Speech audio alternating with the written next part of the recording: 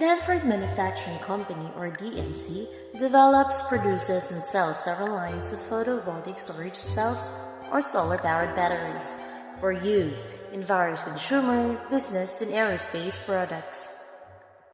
Danford Manufacturing Company's President and Chief Executive Officer, or CEO, Mr. Ryan Varon, has called a virtual meeting of the Executive Committee to review several recent capital investment requests of the Chief Operating Officer, or CEO, and the Chief Financial Officer, or CFO.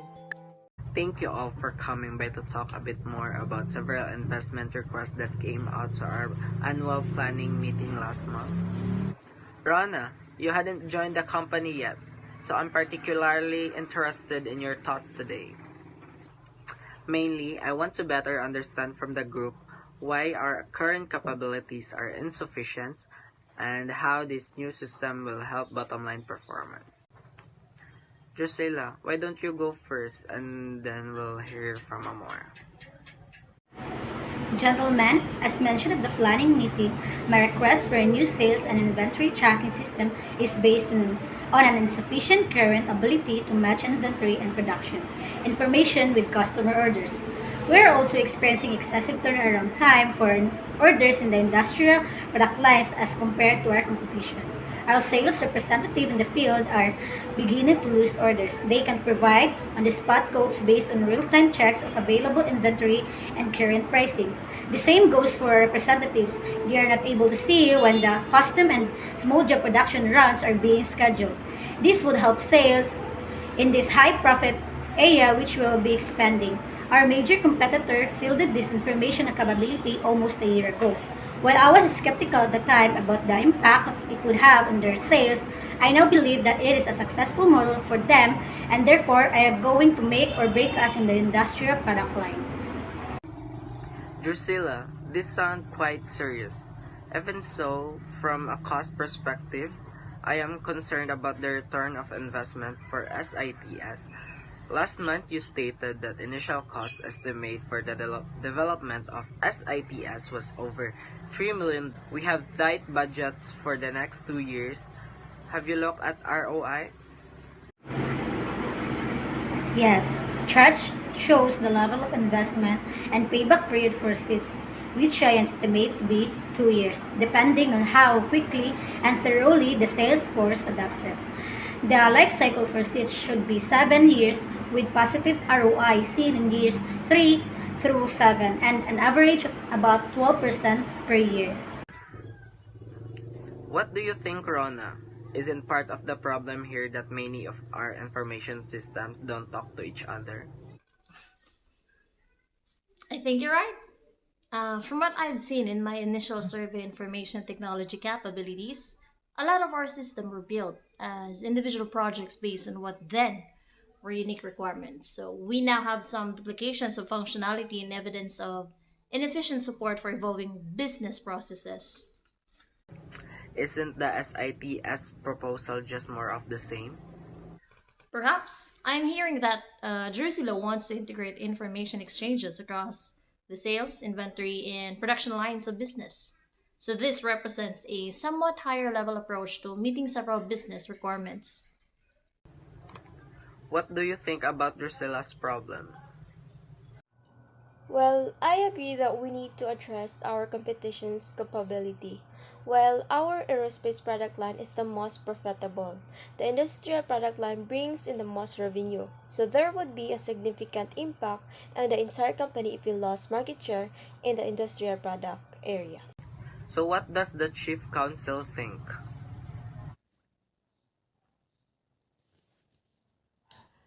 I think that we must act decisively to protect market share in the industrial product line, but I'm not sure that SIT is the answer. Yes, you might be right, Ryan. The proposal that Drusilla is making might be more of the same type of technology solution that Rona says got us in this situation. Before going further in this proposal, let's talk about Amor's investment request. I wonder if there are any parallels. My request is for a cost accounting system that would replace the current accounting system. As Ryan mentioned, there are tight budgets the next 2 years, and having the ability to more readily see spending and profit generation within each line of business will help us to manage the budget more effectively. This system is one module of WELCO, a proven commercial enterprise resource planning or ERP product.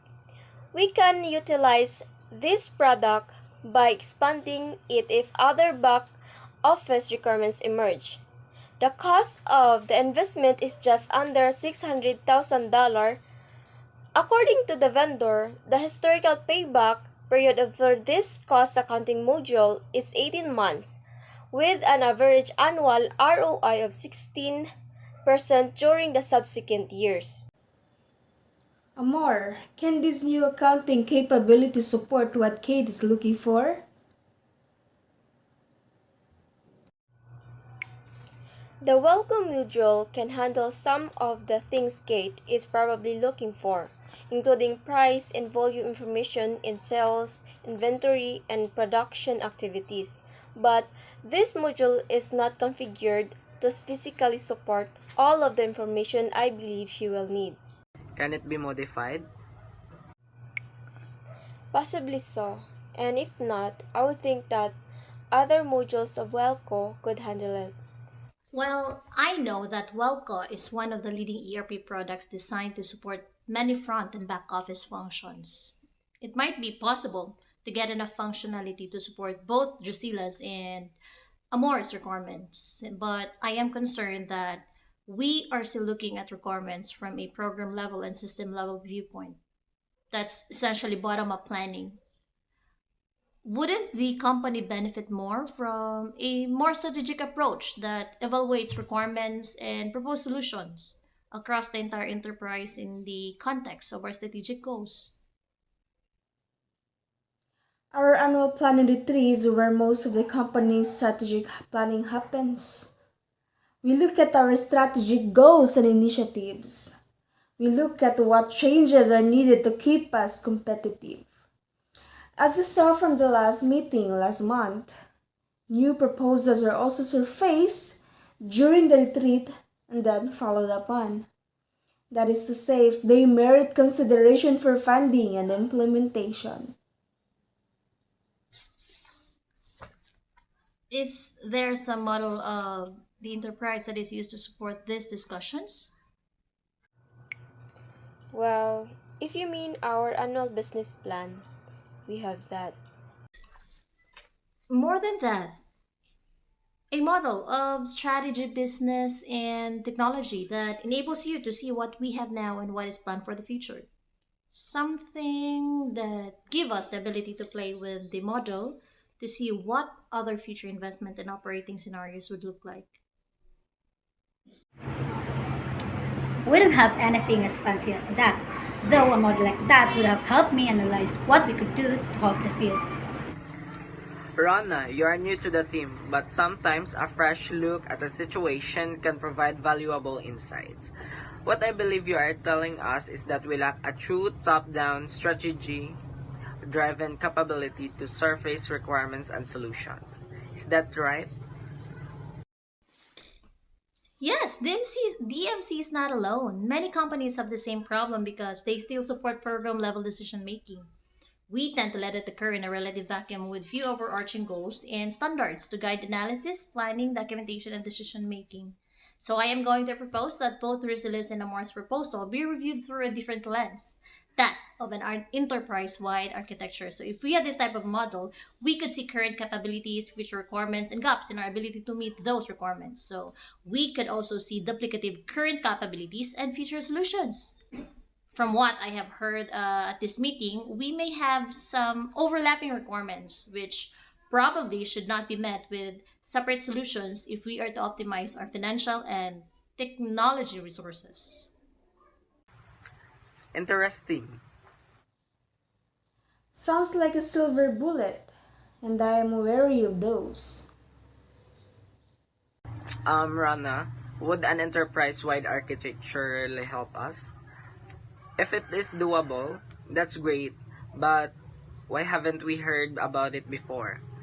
I know there are no free lunches, and where is the ROI in such an architecture?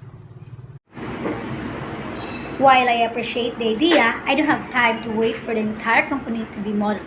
I need a new capability now. Well, you're right. Establishing an enterprise architecture will not be free, and it will take time. Fortunately, there are approaches being used by the public and private sector that supports the modeling of requirements and solutions in a standardized way between multiple lines of business, which are referred to as architecture segments. So each segment is completed, it adds to the architecture as a whole. So by treating Amor's area as the company's financial segment and Drusilla's area as the production segments, we can just address these areas first, thereby reducing the time for completion of the architecture part of the larger project. So that may implement a combined solution. We can do this by modeling only those strategic drivers, business services, and technology solutions that apply those two segments. Eventually, though, for the architecture to be the most valuable DMC, the entire company should be modeled in its current state. So, and several possible future states as far as return of investments. That is more difficult to pinpoint since the cost of doing the analysis and modeling depends on the amount of existing information and the degree of cooperation that is achieved with stakeholders. So, by the way, this stakeholders includes our executives, managers, and support staff. But let's say that's a tapped out architectural analysis reveals that there are common requirements between Drusilla and Amor. And we can meet those requirements either through adding functionality to seats or by buying several more modules of the commercial Welco product and doing some customization. We potentially could save several 100,000 or perhaps millions compared to doing seats and Welco separately. So all of which become the return of investment from the architecture effort. You probably haven't heard about enterprise architecture because when a company is doing it well, it can become a strategic asset that can make the company more efficient and agile. That type of capability is normally not broadcasted. So, what's the downside? While enterprise architecture tends to be viewed as a hostile takeover by program managers and executives who have previously had a lot of independence in developing solutions for their own requirements. So, also, architecture brings a new language and planning processes, which, like any type of change, can be seen as threatening to those involved and therefore may be resisted. Strong executive sponsorship and stakeholder involvement can overcome much of this. Rana, the architecture approach seems to make sense, but I am not completely sold yet. Let's do a pilot project. I want you to work with Drusilla and Amor and bring me a plan and business case within 2 weeks to develop the part of architecture for the MC that addresses their current capabilities and stated future requirements. We'll use this as a test for whether we want to go forward with an enterprise-wide architecture. Thank you for your time today.